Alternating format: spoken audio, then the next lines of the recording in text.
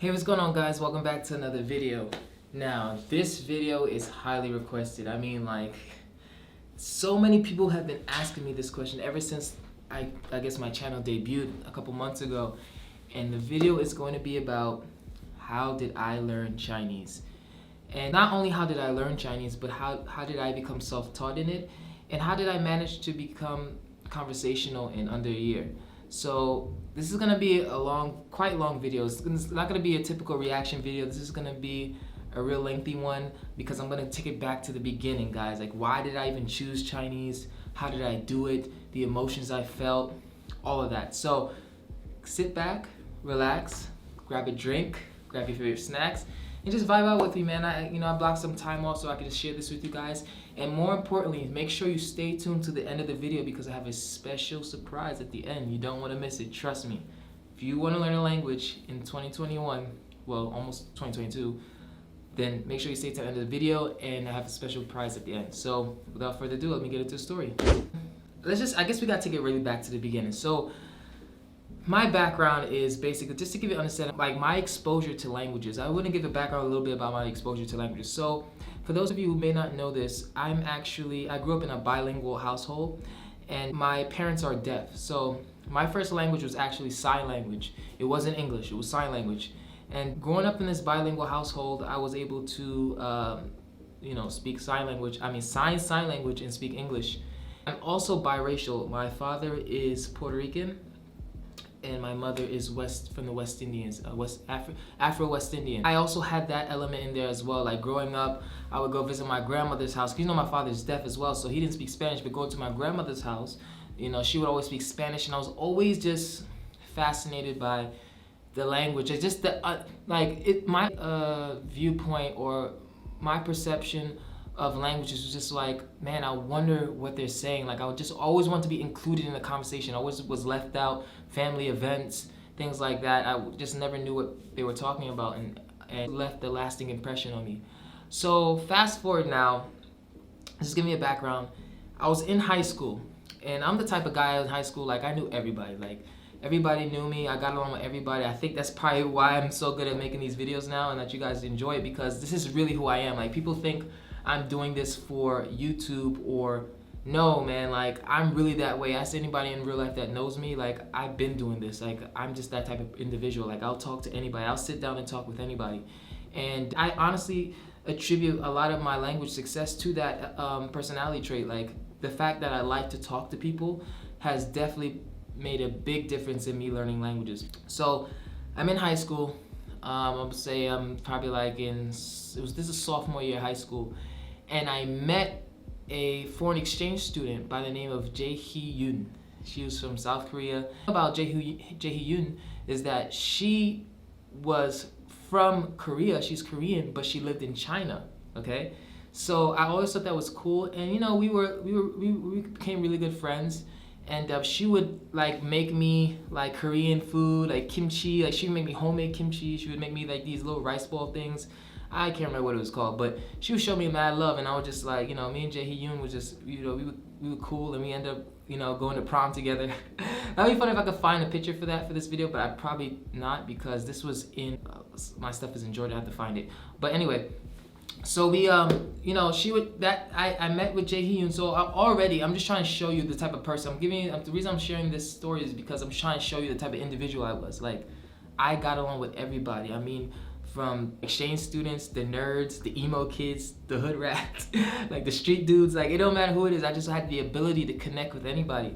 It's just more just about just showing love and getting love shown back. But anyway, me and Jae-hee Yoon, we would hang out a lot, and we would, she would teach me little Korean words like 안녕하세요, 사랑해요, 감사합니다. My Korean's not that good. I'm gonna get to Korean, I promise, but I didn't study that much Korean. So that's that story. So I was in sophomore year, I met her, and then I met another foreign exchange student. They used to hang out together. She was from China, and she spoke Chinese. And she as well would teach me some Chinese words because I just had an interest. I just wanted to know about it and stuff. Like, okay, I just always like, it's funny, like I've always been like, all right, how do I say this in that language? Just before I really committed to learning any type of language, I was just like, oh, okay, how do I say this in Korean? How do I say this in Chinese? And I remember at the time I was reading a novel by a really good book called Midnight by Sister Soldier. I love that series. And I know in the book I learned the word, like there was some parts that they would put some like Korean words in there, like, and I learned the word gongpei, or I don't know, it's not I don't know, Korean's not a tonal language, but it was gongpei. It was written down in the book as gongpei. And I was like Jae-hee, what's gongpei? She's like, oh my God, don't say that. No, that's a because I was making a joke. I was like this too, because to my understanding, gongpei means gangster. At least that's how the book used it. But obviously, in different cultures, gangster can mean something totally different than how we, glorify it sensationalize it in America. So she's like, don't say that word, that's bad, don't do that, don't say that word. But yeah, that was cool, Jae-hee. I don't know how she's doing. All right, that's that path. So I'm just giving you like a background of my interaction with languages, along my path and journey in life, how many times I've been constantly coming across different languages. Not to mention I'm born and raised here in New York City, arguably the most linguistically diverse city in the world. So, I'm always eating Chinese food growing up, eating Spanish food, then eating halal food. It's just, and you just go on different, I'm always in the Orthodox Jewish communities buying the little desserts. There's just so many different cultures. Like I'm literally the melting pot. They say America's a melting pot of the world. New York is truly the heart of it. So, alright. So I graduated a little bit after high school. I graduated after high school. I was browsing on YouTube one day, right? I'm probably like about 18, 19, and then I so happened to stumble across a video which name says, "Black man speaks 50 languages in a mall." I'm sure a lot of you guys know who I'm talking about. Rest in peace to the great. So I came across this guy's video. If you don't know who I'm talking about Laoshu. I saw his video, and then, from that day on, that's the video that changed everything. And this is why I take this so serious, because the thing about YouTube is like, it just takes one person to be impacted. Like, he doesn't understand. He would never, like, we used to talk, Moses and I would talk all the time, but he really didn't understand like how much that video impacted me in a way. It inspired me so much that I committed to learning a language that day. So I saw that video, and that was the first time that something like that seemed realistic and achievable to me, because I was like, wait a minute, this dude speaks 50 languages, and like he's in a mall, like Chinese, Mandarin, switch to Cantonese, switch back to Mandarin, then to Hebrew, then to Arabic, then to, he's like all over the place. I'm just like, wow. And I was extremely impressed, and I was just like, I want that. I just felt it resonated with me. There's a difference between you see something that you think is cool and just like, all right, that's cool. That's pretty neat. You know what I'm saying? That's pretty neat. But there's a difference between something touches you in such a way, it impacts you, where it's just like you feel compelled to actually attempt to do it. So like, for example, like I could see somebody that, can probably remember a whole deck of cards, and I think that's pretty cool. It's pretty impressive, but it doesn't really resonate with me. It's cool. Or a guy could play an instrument really well. He could play the guitar really well, or piano really well. There's something, you can't do everything, or you can't try to attempt to do everything, but it was for some reason that I felt like I was supposed to do that. Like I felt like that was something that had my name on it, and I wanted to do it, and I did it. Sorry guys, when I'm telling stories, I tend to digress a lot, but I try to reel it back in. So I saw his video, and I was like, all right, boom. So I'm doing this. This guy just speaks 50 languages. I'm gonna do it for sure. I don't care. I'm gonna do it. So the only language, after I saw that video, he spoke 50 of them in the video. I was just like, all right, a lot of it felt like I want to give it a try, but for some reason Chinese is the one that really stuck out to me, and I feel like the deciding factor that came to it, because I was like, I didn't want to do Spanish because I honestly didn't really have a general interest in it. I've always felt like Spanish was something, if I really committed myself to, I could pick it up in no time. And honestly, I didn't feel like it was going to be that impressive. You feel me? Like, I didn't feel like it was going to be that impressive if I could speak Spanish. They teach it in high school out here. They teach it. It's a part of the American school curriculum. So I was just like, you know what? Spanish could take a break. I'm Puerto Rican. It's in my blood. It won't take that long for me to get it. So I'm catching up with Spanish a little later on. So that's what I've said. I'm going to do Chinese because I felt like Chinese is really challenging. I like to be challenged mentally. I said it's really challenging. It won't be easy, And just to think of the thought that I'll be able to speak Chinese one day. Like when I first begin a language, I had to see myself speaking it. And I see myself, I close my eyes and I see myself speaking Spanish. I'm just like, so? you know what I mean? But I close my eyes and I see myself speaking Chinese. Now that's pretty impressive. So there it was. That day I said, all right, boom. Chinese the language, Mandarin Chinese, 普通话.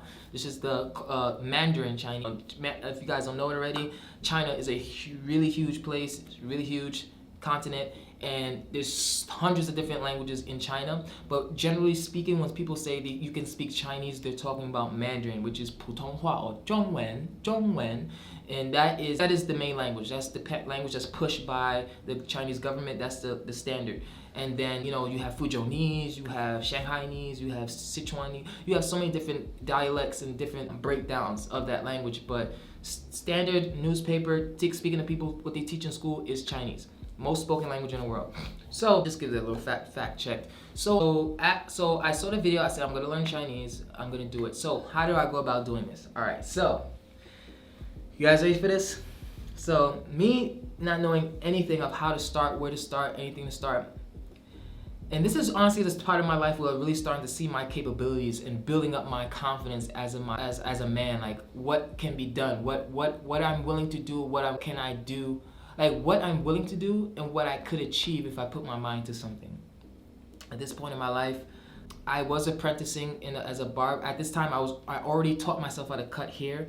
Like I was a barber apprentice, and I was already cutting hair in a salon, making really good money at that for my age. I've always been the type of person to be self-taught in something. Like I always preferred that method. So that's the reason why I wanted to make this video, because I felt like, I know better than anybody else how to teach myself something, especially with limited amount of resources. Never been to China, never been anywhere, just straight up getting it out the mud. If you're a fan of hip hop, if you're a fan of, rap, they say, there's a lyric they like to say, get it out the mud. They say get it out the mud a lot, because it's just like you get it out the trenches, you get it out on your own. You didn't have no help, you didn't have no hand down. So that's how I feel like I learn languages and how I learn anything. Like I just get it out the mud. I didn't go to barber school, beauty school, I didn't do none of that. I just got it out the mud.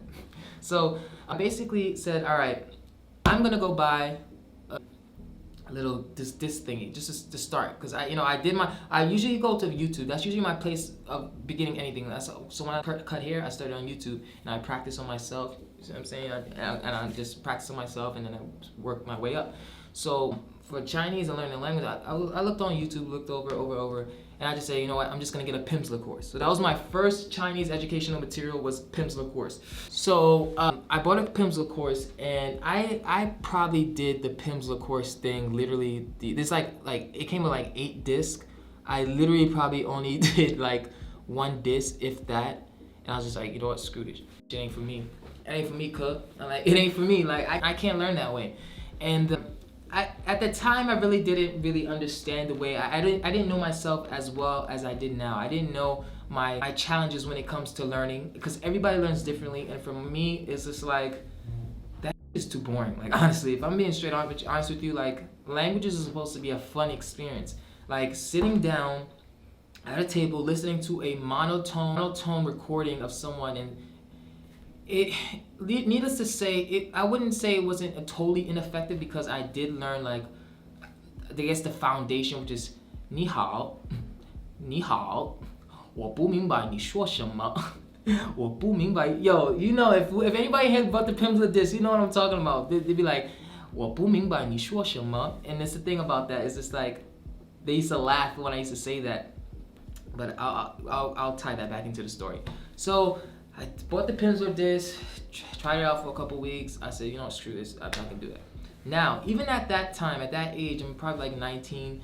I'm 26 now, by the way. At 19, I was just like, all right, I'm going to need to get in contact and actually speak with real people, all right? I'm gonna need to speak to real people, because I started figuring out the things myself, and that's what, you have to know yourself, identify your strengths and identify your weaknesses. My weaknesses, I can't sit down here and write words and do all that. Some people may be great. It's probably great for them. They could do that. I'm not one of those individuals. So I said, oh, you know what? That's my weakness. Frankie, stop there. You're not gonna get anywhere doing that. And I wasn't. So I said, okay, what am I gonna do? So at the time, I worked in a Chinese restaurant. I'm gonna get to that. But now I'm thinking about it. Before I get into a Chinese restaurant, I found these online chat rooms. Now, the online chat rooms was really, really effective in terms of my reading and I guess vocabulary, acquiring a new vocabulary.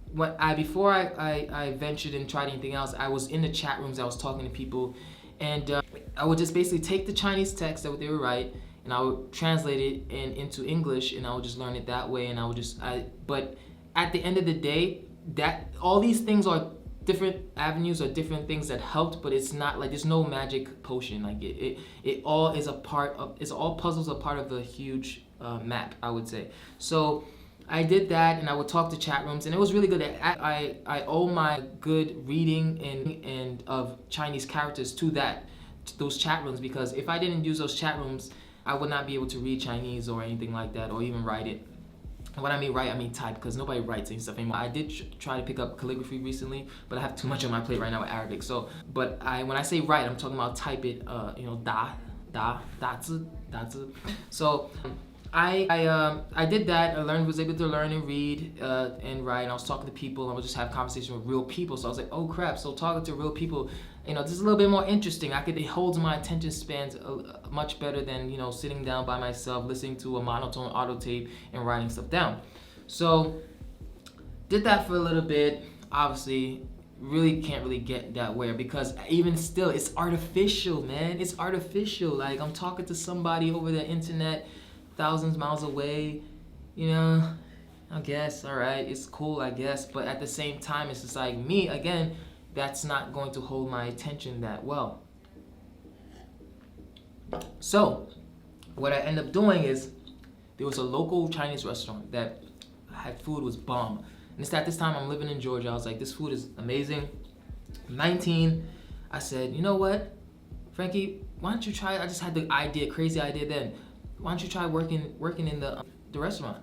Now, I'm not gonna lie. The only reason I saw that this thing would be even possible, because in the area which I lived, which was Georgia, they had already Americans working in the Chinese salon. Which, if you're from New York or you're from the the urban areas of the East Coast, that that's unheard of. So it's the different the suburbs. It's the suburbs. It was a different type of vibe over there. So I already saw they had Americans working there, so I said, let me go in there and try to work in there. So I went over there with my limited Chinese that I learned from the Pimsleur course, and just talking with people on the chat rooms. I was just like, ni hao, ni hao. I didn't know if I said which the proper word now is 你们在叫人吗? Are you guys hiring? But I just said like 你好, can I work here?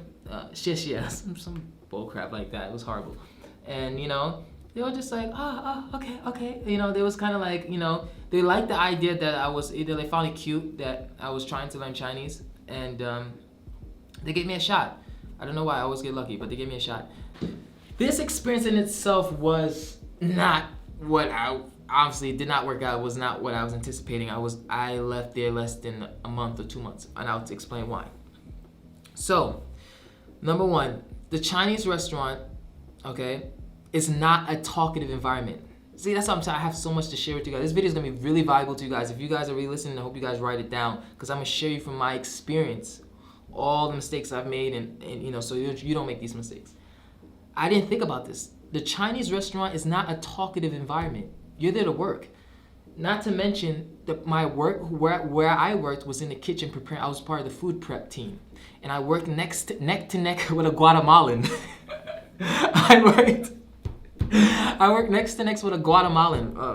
What was his name? Peter from Guatemala. Didn't speak any English, only Spanish. Not to mention, the owners of the business, they rarely spoke Mandarin Chinese. Remember how I told you earlier that China is huge, many different dialects. And if you're amongst your hometown relatives or hometown people, you're gonna speak in that dialect. You're not gonna speak in Mandarin Chinese, 普通话. Even though they can, but they were from Fuzhou, and most of the conversation they talked were in Fujianese. So I got Fujianese, a non-talkative environment, working neck to neck with a Guatemalan, and I was just like, all right, this is not gonna work out. But that was my boy, you know what I'm saying? We got mad close. I did learn a lot of Spanish in that time, cebolla, like ben acá, Aya, like just a little Spanish here and there. You know, my Spanish is horrible, honestly, but I'll learn it one day, I promise. So, needless to say, that didn't work out because my whole goal was to learn the language. I didn't care about the money. I didn't care about that. I'm trying to learn the language.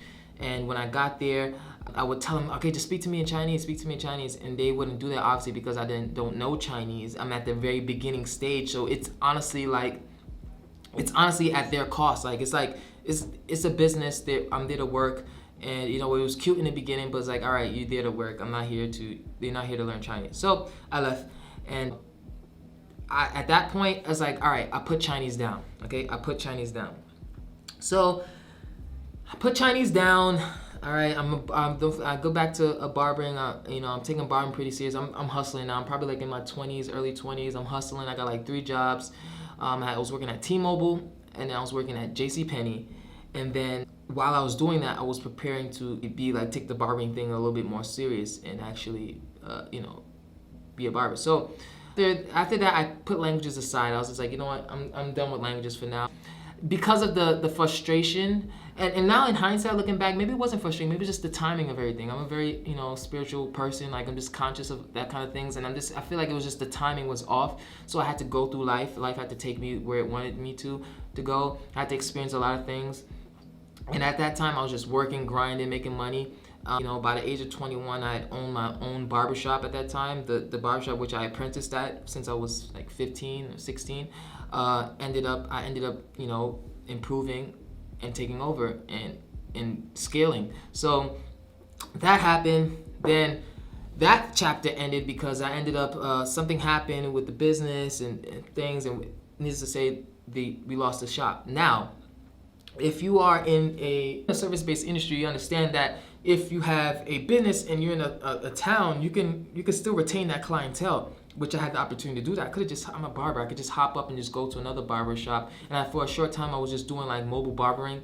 But I just said, you know what, man, like this is just, I think it's time to close this chapter, because barbering, as much as it did for me, and as much as I advocate any young person that's trying to find their way in life, and if they're trying to, and you have at least a good steady hand and a good eye, a creative eye, and you're able to, you know, have a taste for grooming, I would definitely say to try it out. It's good to have a trade under your belt. Like, no matter what I do, I'll always be a barber. I can always make money. No matter where I am, know how everybody's always gonna want their haircut. So at that time, I just decided to walk away from it, because I just felt like, you know, I'm a very switchy person, man. I'm low-key bipolar. Like, I can't just stick to something. If I'm not happy with something, I wear my emotions on my sleeve. I just felt like I had enough of barbering. I had enough of customers. I had enough of all that stuff. It's time to take it to the next level. I was just like, all right, barbering, you know, that's that.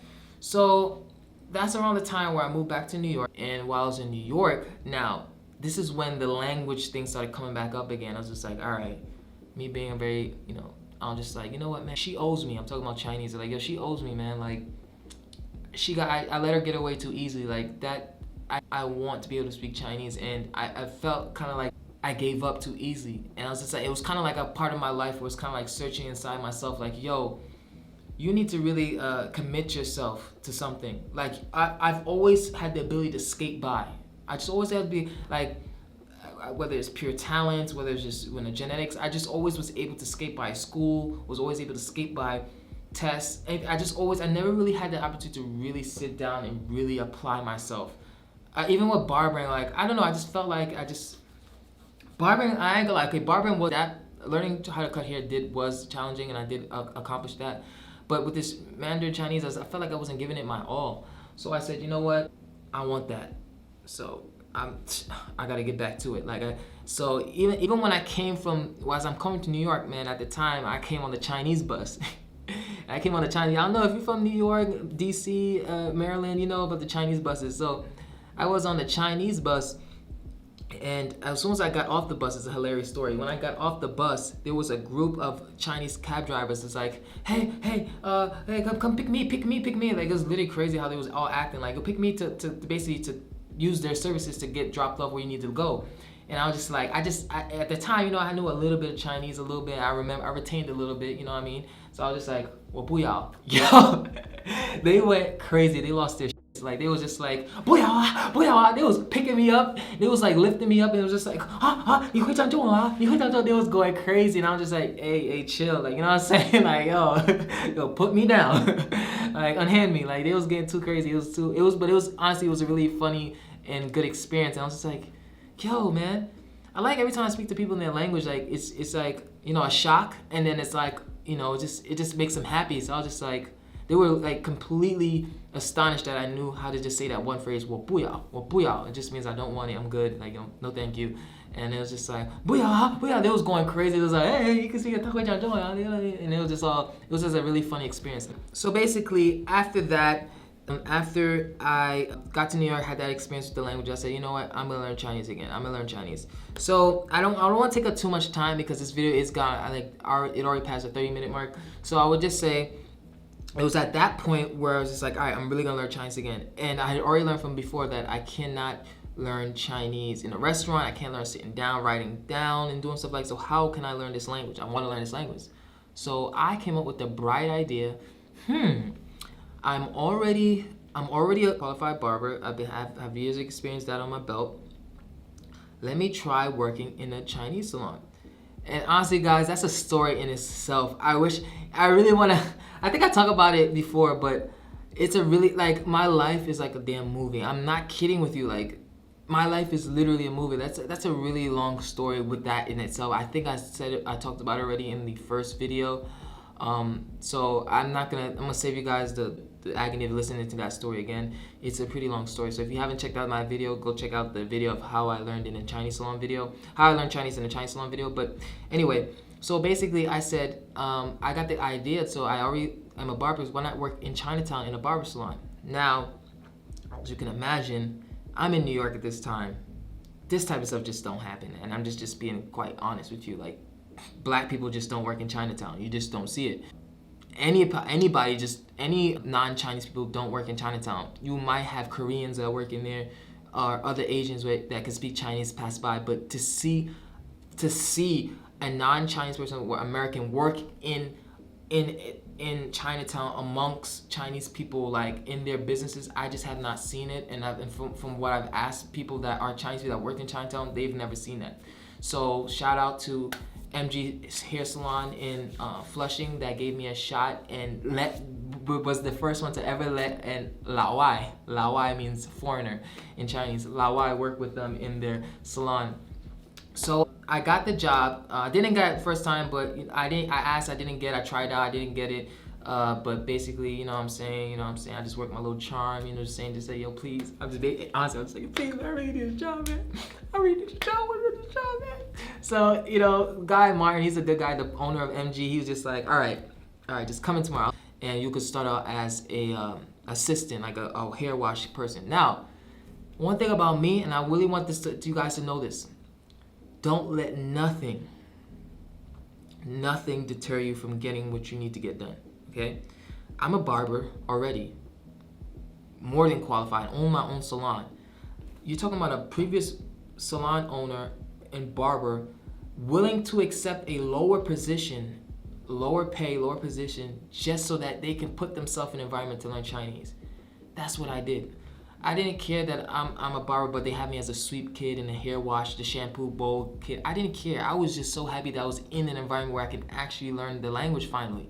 So, needless to say, it was a long, hard, I worked there for almost a year, but I really started getting the knack of it at the 8-month mark. And yes, when I went there, I was literally at like ni hao, like very, very simple like words and phrases, like not at all. And it was difficult, I'm not gonna lie. Putting yourself out there. They didn't speak any English. Let me repeat that. They did not speak any English. They had one person whose English was all right, and thank God for him. But outside of that, they didn't speak any English, purely Mandarin. And they also were different regions of Chinese people in there. There was like, people from Guangdong. There was speak Cantonese. There was people from, the southern part of China, the northern part. It was just a melting pot of different ethnic Chinese groups in there. It was just me and my black ass in there, I'll be honest with you. And I know you probably seen the picture or not, but I was just in there and it was just like really tough. Like I literally learned by getting yelled at in Chinese every day. Like, I'm not gonna lie, the manager or one of the workers there who was overseeing everybody, she was like, batashu na golai. She like, batashu na golai. She would say, like, get something and bring here. And I'm like, huh? What? And then she just like, she would get it herself. So this is what we call comprehensible input. It's like, I don't understand what she's saying, but the repetition of her saying that to me and me actively trying to figure it out, and then she going to go get it and bring it back, and then just that, literally how I learned in Chinese in that salon was literally like a child, like literally like a child learning how to speak their native language. That's how I learned. And it wasn't just that, I had to do a lot of other things. I had to try I did a lot of other formats, but basically that's how I learned Chinese. I was only there for 8 months, and word is bond. You can ask anybody about me. I'm still good friends with them to this day. A lot of the businesses I used to visit and work with and work for in Chinatown, they all know me very well, and they will tell you how my story is legitimate. Like, I came in there not knowing any Chinese and was able to have a strong command of the language within a 6 to 8 month range. And looking back at it now, I honestly have no regrets on how it played out. And it was really a good experience, because not only did I learn the language, I actually learned the people and how they think, how they operate, their principles. And that's really important. And now it's a perfect time to announce what the final special message was for the end of the video. So if you made it this far to the end of the video, first I want to say congratulations that you heard me talk for so damn long, because I do talk a lot. But I'm glad to announce that after constant requests over like probably a 3 or 4 month time from literally thousands of people, I'm finally opening my language academy.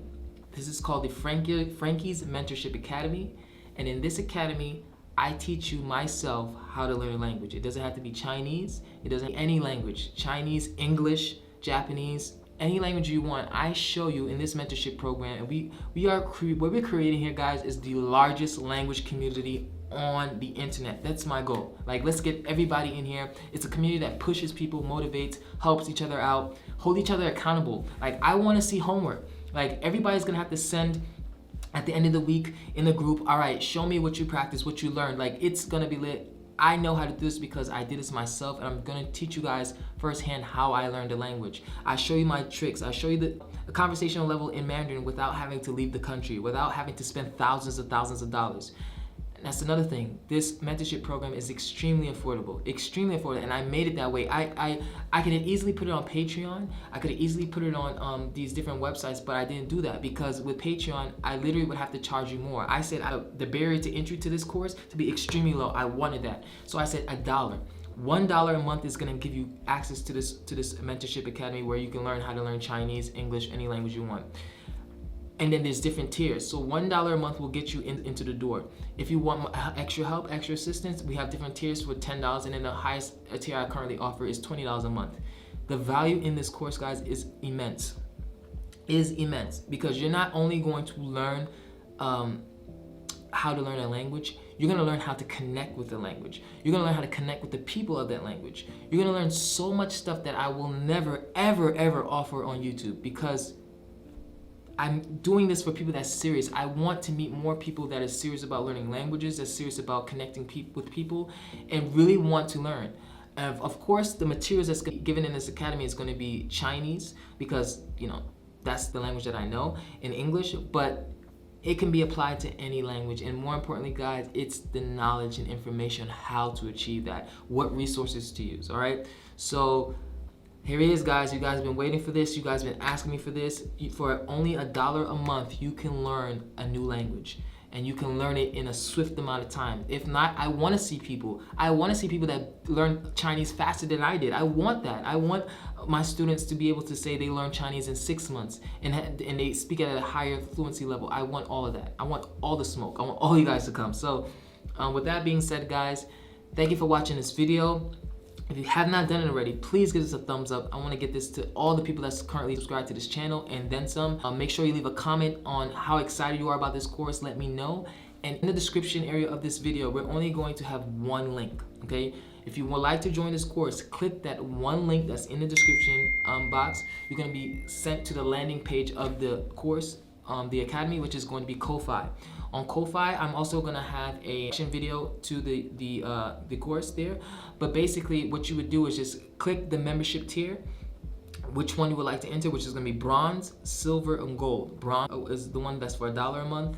Silver is the one for $10 a month, and then gold is the one for $20 a month. Read through what these different tiers offer, and then you make a selection. And as soon as you make that payment, you will be prompted to go into the Discord chat room, where you're going to be entered into the chat room, and then we take it from there, guys. So without further ado, man, I don't want to keep this video too long, but I thank everybody that's watched this video. I'm really excited to see that you guys in the group, and let's learn some languages. Like, let's do it. Like, YouTube needs this. The online community needs this. A community where everybody can learn languages together, everybody can have fun, make it a thing, and that's what I want. I want community, because I know how difficult it is when you're all alone trying to learn a language. I did that. It's not fun. I got it done, but it's not a fun thing. It's not a good feeling. You want to be able to be like, yo, I learned this today. Yo, I had my first experience and they said this, is with other people that's been there and that can really appreciate what you're currently going through. So without further ado, guys, thank you guys for watching the videos, and I'll see you next time.